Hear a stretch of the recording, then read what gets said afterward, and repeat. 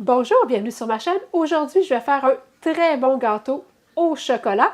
Donc, c'est un gâteau au chocolat sans noix et sans produits laitiers. Donc, je vais cuisiner avec la farine de coco et avec la crème de coco. Donc, la crème de coco, on la retrouve en conserve. Si vous n'arrivez pas à trouver de la crème de coco, vous pouvez tout simplement utiliser une conserve de lait de coco.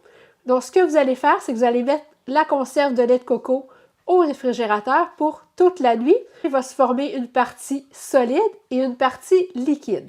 Donc, vous allez utiliser seulement la partie solide et puis vous allez jeter la partie liquide. Donc, à ce moment-là, vous allez obtenir de la crème de coco.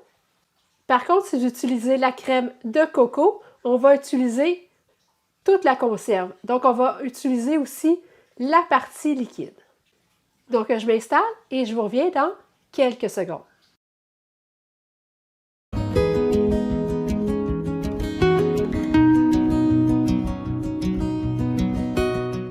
Je vais commencer par préchauffer le four à 350 degrés Fahrenheit. Ensuite, je vais préparer un moule carré. Je vais tout simplement mettre un papier parchemin.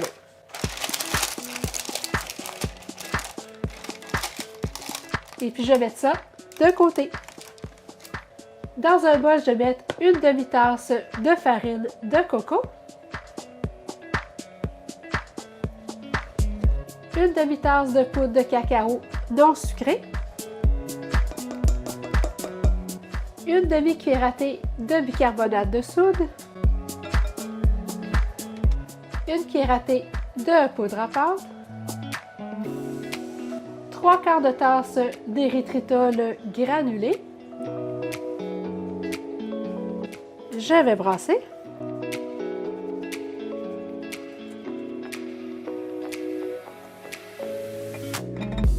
Je vais ajouter 6 œufs. Quand on cuisine avec la farine de coco, ça demande toujours beaucoup d'œufs.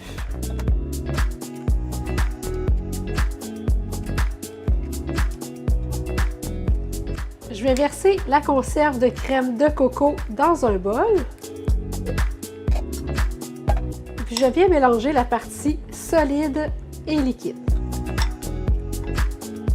Donc pour la crème de coco, c'est important de conserver la partie liquide aussi.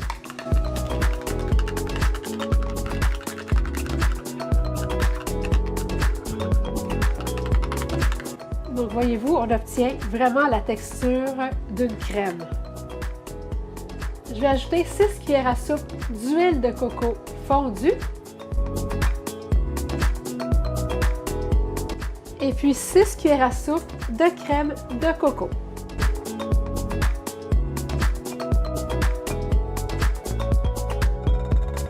Donc avec le batteur électrique, je vais bien brasser.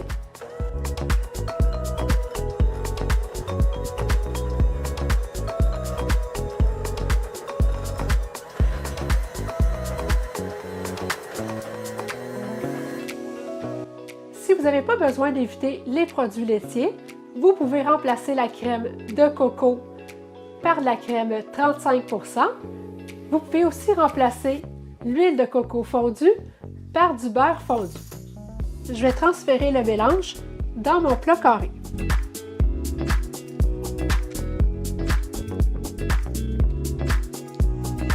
Donc, vous pouvez aussi faire cuire le mélange dans des moules à muffins pour vous faire des cupcakes. Je vais bien répartir la pâte dans mon moule.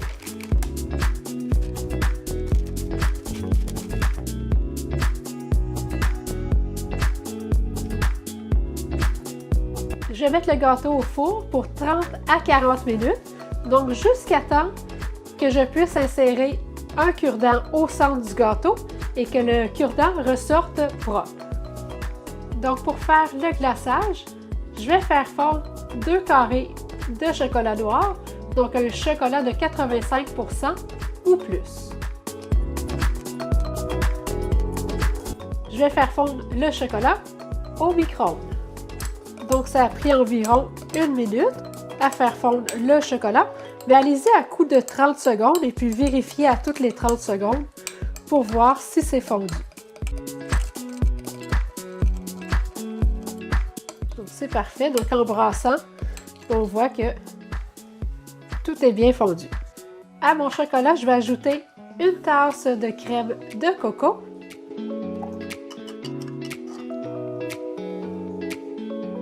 Ensuite, de 1 à 2 cuillères à soupe d'érythritol en poudre. Si vous n'avez pas d'érythritol en poudre, vous avez tout simplement à passer votre érythritol granulé dans le moulin à café. Je vais commencer par 1 cuillère à soupe.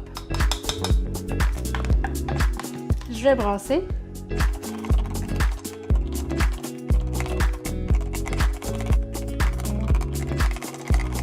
Je vais goûter pour voir si c'est assez sucré à mon goût.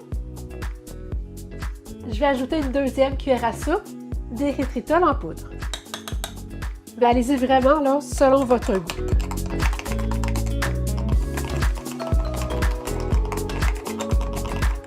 Maintenant, mon goût à moi, c'est assez sucré, mais vous pouvez toujours rajouter encore de l'érythritol en poudre si pour vous, c'est pas encore assez sucré.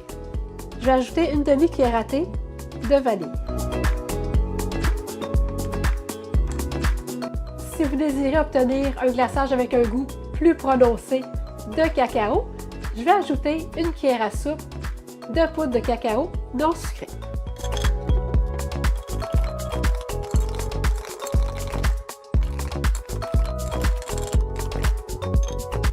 Donc là, mon goût à moi, c'est vraiment très bon.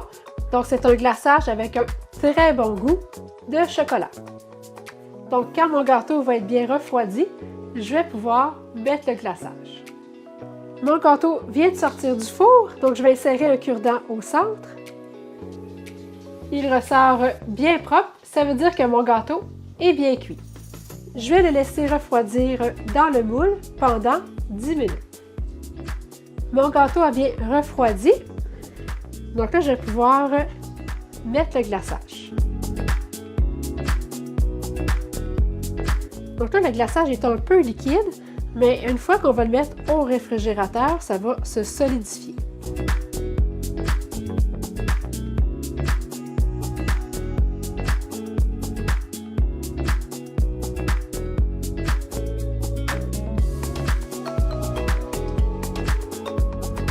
Et puis si on veut que ça soit plus joli, on peut râper du chocolat. Donc je vais râper un peu de chocolat noir, 85%.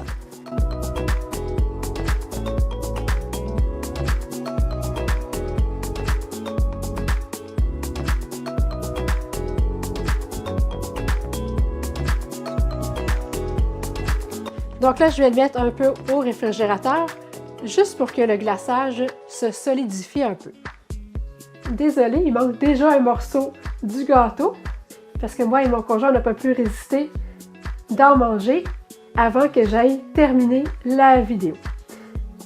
Mais c'est pas grave, ça vous permet de voir l'intérieur.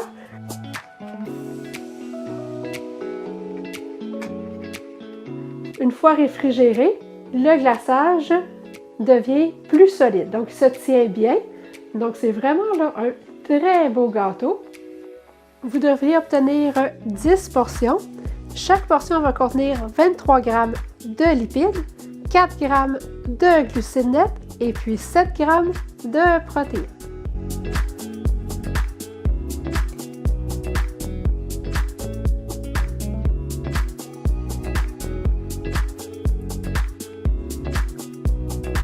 C'est vraiment très bon. Ça a vraiment un très bon goût de chocolat. Donc, c'est délicieux. Et puis, une année à Noël, j'avais fait ce gâteau-là au chocolat que j'avais apporté. Et puis, je l'avais mis tout simplement sur la table à dessert sans dire que c'était un dessert keto. Et puis, tout le monde là, a adoré mon gâteau au chocolat. Donc, j'ai eu beaucoup de félicitations. Donc, les gens me disaient que mon gâteau au chocolat était vraiment là, délicieux. Donc, c'est vraiment un très bon dessert qui va plaire à tout le monde.